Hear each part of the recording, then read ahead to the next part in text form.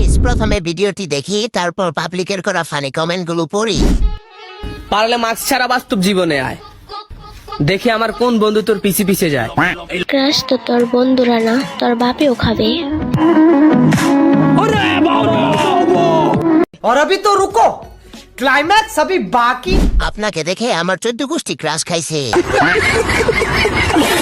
Crush আমার দাদাও খাইছে। জান, তোমাকে দেখে আমি ক্রাশ না বাস খাইছি। আপনাকে দেখে আমার বাবা কিছুক্ষণ আগে মারা গেছে। তোমার রূপের আগুনে চোখ অন্ধ হয়ে গেছে। চোখ দেখে ক্রাশ আর চেহারা দেখে বাস।